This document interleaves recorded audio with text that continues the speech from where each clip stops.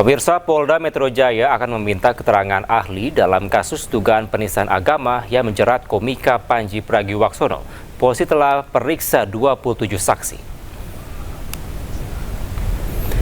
Kabid Humas Polda Metro Jaya, Kombes Pol Budi Hermanto menjelaskan, pemeriksaan saksi dan ahli dilakukan untuk mendalami materi terkait latar belakang dan tujuan show mensrea. Sejauh ini polisi telah periksa 27 saksi termasuk terlapor Panji Pragiwaksono. Pada Jumat lalu, Panji penuhi panggilan Polda Metro Jaya. Panji dicecar 63 pertanyaan.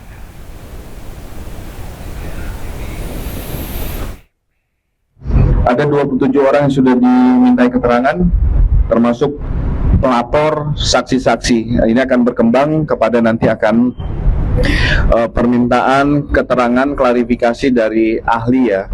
Nah, ini berkembang. Kemarin juga kami sampaikan bahwa saudara PP hadir atas undangan klarifikasi penyidik didamping dari kuasa hukum. Kita beri ruang kepada teman-teman penyidik untuk mendalami perkara ini. Kita ke informasi lainnya, pemirsa. Presiden memberikan arahan dalam Rapim TNI Polri di Istana Kepresidenan Jakarta. Dalam arahannya, Presiden meminta TNI Polri harus selalu hadir membantu masyarakat.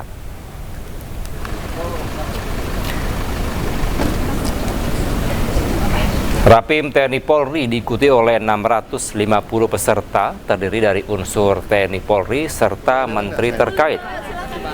Presiden menilai selama 1 tahun terakhir TNI Polri banyak menjalankan tugas di luar fungsi pokoknya. Namun hal tersebut justru menjadi bukti peran TNI dan Polri sebagai tentara rakyat dan polisi rakyat yang hadir langsung membantu masyarakat. Presiden berharap melalui evaluasi yang berkelanjutan, TNI Polri dapat terus meningkatkan profesionalisme.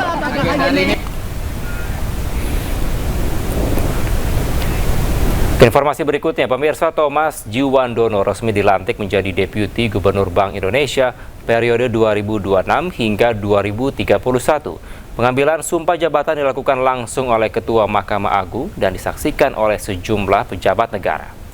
Laksanakan tugas dan kewajiban Deputi Gubernur Bank Indonesia. Pelantikan Thomas didasarkan pada surat keputusan Presiden Republik Indonesia nomor 10 tahun 2026 tentang pengangkatan Deputi Gubernur BI. Dalam sumpahnya, Thomas menyatakan kesediaannya untuk tidak menjanjikan atau memberikan sesuatu kepada siapapun, serta tidak menerima imbalan dalam bentuk apapun dalam menjalankan tugasnya. Akan melaksanakan tugas dan kewajiban Deputi Gubernur Bank Indonesia dengan sebaik-baiknya dan penuh rasa tanggung jawab.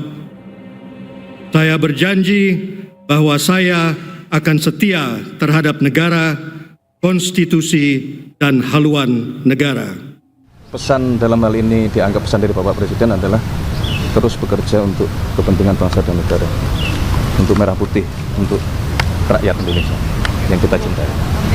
Apapun itu, tugas kita berbeda-beda, di bidang apapun, selalu beliau menekankan mari kita bekerja dengan penuh rasa cinta tanah air. Termasuk kepada Pak Thomas Djiwandono, dan mungkin dalam kesempatan ini kita juga menyampaikan terima kasih atas pengabdian beliau selama menjadi Wakil Menteri Keuangan dan sekarang. Polisi berhasil identifikasi jasad seorang pria yang tewas di lakban di sebuah kamar di Lampung. Menurut polisi, korban merupakan warga Kabupaten Tangerang.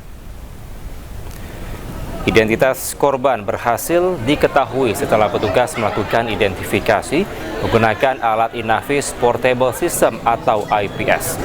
Berdasarkan hasil identifikasi, korban merupakan kelahiran Jakarta, berusia 61 tahun dan beralamat di Desa Pakulonan Barat, Kelapa II, Kabupaten Tangerang, Banten. Jasad korban telah diserahkan kepada pihak keluarga. Sementara polisi masih dalami penyebab kematian korban. Kalau untuk identitas korban sendiri sudah terungkap?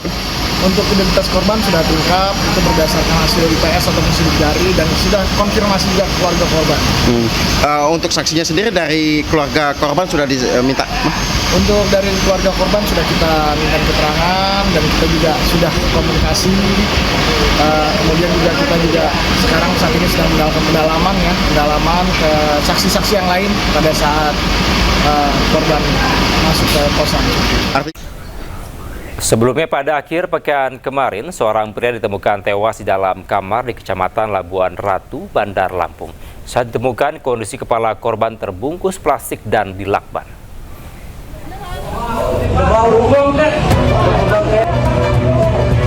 Seorang pria ditemukan tewas di dalam sebuah kamar penginapan di Kecamatan Labuan Ratu, Bandar Lampung.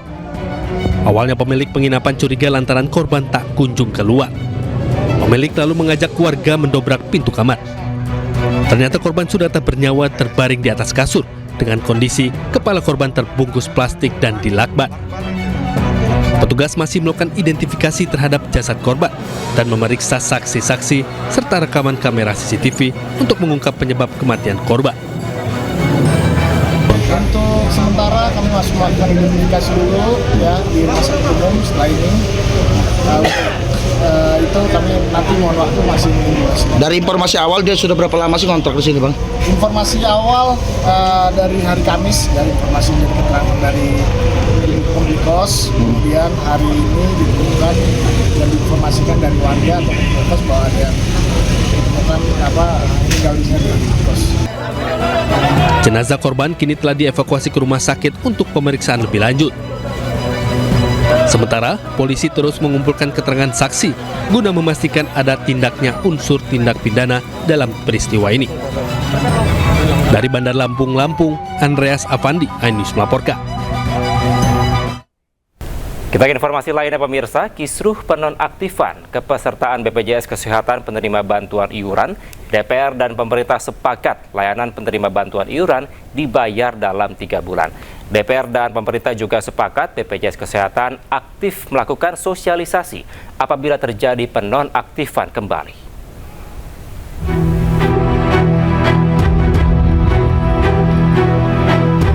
Pimpinan DPR RI memanggil pemerintah membahas penonaktifan kepesertaan BPJS Kesehatan segmen penerima bantuan iuran jaminan kesehatan.